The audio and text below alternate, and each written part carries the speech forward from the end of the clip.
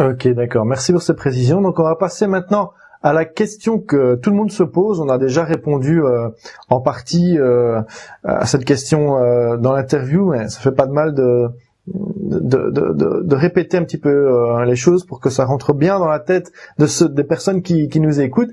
Donc, la question que tout le monde se pose, est-ce que tout le monde peut faire du yoga? Est-ce que il faut des compétences particulières? Alors, moi, je crois qu'effectivement, tout le monde peut faire du yoga.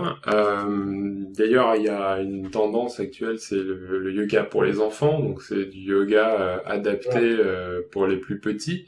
Mais le yoga, on va dire, des adultes peut même se pratiquer. Nous, on a entre 7 ans jusqu'à 80, voire plus. Nous, on a dans Voilà, donc les personnes âgées peuvent le faire aussi, les femmes enceintes aussi, par exemple. Alors, il y a C'est adapté. C'est comme tout, c'est-à-dire qu'il faut adapter aussi. C'est ce qu'on disait tout à l'heure, c'est-à-dire qu'il faut pas pousser son corps. Donc en fait, il faut juste apprendre à connaître son corps et à le respecter. Donc oui, les femmes enceintes, les personnes âgées peuvent faire du yoga à partir du moment où elles le respectent. Il y a des postures qui sont totalement adaptables. Donc nous, avec le yin, c'est totalement adaptable parce qu'on va utiliser des coussins, on va utiliser des couvertures, etc. pour être vraiment bien. Pour s'il nous manque telle ou telle souplesse, et bien hop, on va mettre un petit coussin, une petite couverture. Donc après, il faut juste avoir le savoir. Ça, il faut avoir le savoir-faire pour savoir qu'il faut mettre une couverture ici, voilà.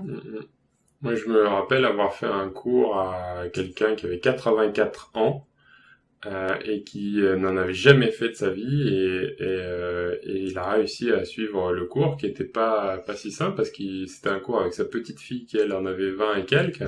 Et donc, il a fallu que j'essaie de trouver un juste milieu dans tout ça et finalement, il a tout à fait réussi alors que 84 ans, ça commence à être difficile de faire du yoga. Et puis pareil, on a eu parfois dans nos cours des mamans qui sont venues avec leurs enfants et 7 ans, pas de problème. C'est top.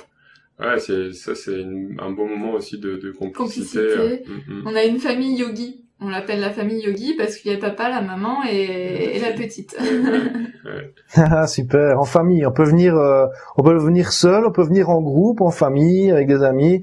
Ça peut se faire. Les enfants peuvent le faire, les personnes âgées, des gens stressés, des femmes enceintes ou des athlètes même, ou bien voilà. Donc aussi bien les bien portants que des personnes. Alors après, si vous avez des problèmes de santé particuliers, consultez quand même votre médecin vis-à-vis de ça, parce que si vous avez des problèmes de particuliers, peut-être que vous pouvez pas faire certains types de mouvements, par exemple les torsions parce que vous avez été opéré de la colonne vertébrale ou j'en sais rien. Demandez quand même conseil à votre médecin. C'est adapté à toutes les personnes, on va dire normales, qui n'ont pas de problème de santé physique particulier, quoi. Voilà. Ok. Et quel est le meilleur moment pour faire une séance de yoga? Plutôt le matin, plutôt le soir? Ça n'a pas d'importance? C'est très personnel. Ça dépend. Moi, j'aime bien le faire le matin parce que je trouve que ça me permet d'avoir une journée plus focus et plus efficace dans mon travail et mieux me sentir en fait dans mon corps tout au long de la journée.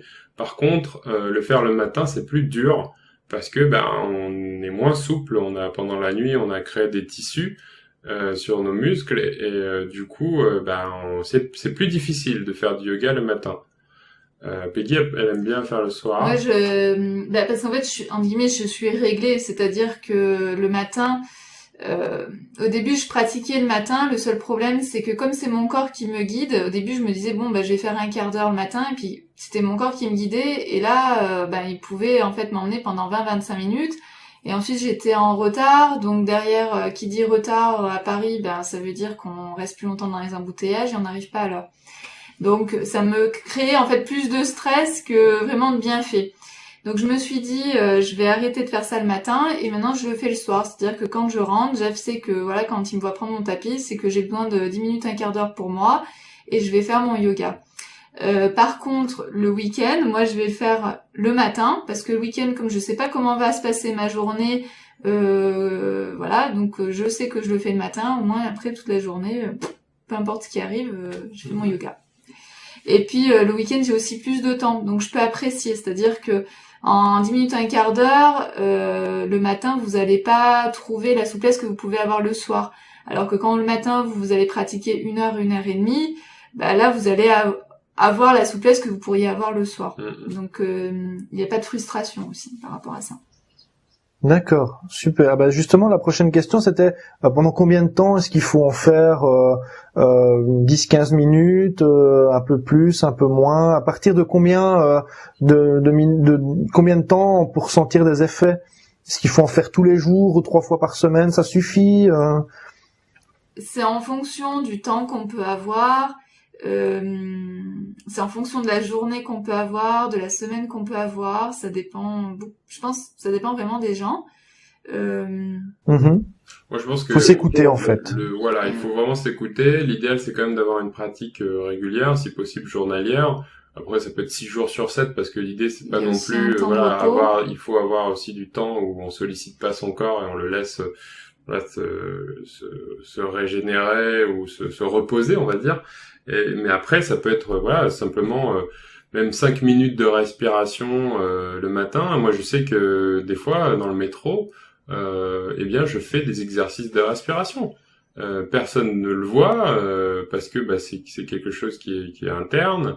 Et j'arrive, j'ai 20-30 minutes de transport, j'ai fait 20-30 minutes de respiration, je sors du métro, je suis complètement zen. Mais parce que j'ai fait cette pratique de yoga. Donc après, je pense que c'est à chacun de trouver quand est-ce que est son moment pour pouvoir pratiquer. Il n'y a pas de toute petite pratique, même ne serait-ce qu'une posture, va laisser une impression sur le corps et sera bénéfique. Et on sentira vraiment les bénéfices, effectivement, à partir du moment où on pratique régulièrement le yoga. Oui, ou par exemple, j'ai dit, lui, il fait la respiration dans le métro. Moi, je suis incapable de faire ça parce que dans le métro, je me sens trop en insécurité. Il y a trop de mouvements, il se passe trop de choses autour de moi. Donc, pour moi, ça, c'est impossible à faire. Donc, on est aussi très différents par rapport à ça. Jeff, ça ne dérange pas qu'il y ait du mouvement. Moi, ça me dérange. Après, on peut faire du yoga sur de la musique ou sans musique en fonction de son besoin. Moi, j'aime bien commencer pendant 10 minutes avec de la musique parce que ça me met en route, ça me donne de l'élan. Et par contre, j'adore finir en total silence. Voilà, donc il faut expérimenter en fait. Comme on est tous différents, il faut vraiment expérimenter. Voilà. Il n'y a pas de recette. Super, merci beaucoup. Bah écoute, très intéressant. Alors passons maintenant à la question qui tue. Alors, est-ce que le yoga, ça marche vraiment? Est-ce que c'est prouvé scientifiquement ou est-ce qu'il y a des études qui prouvent les bénéfices du yoga?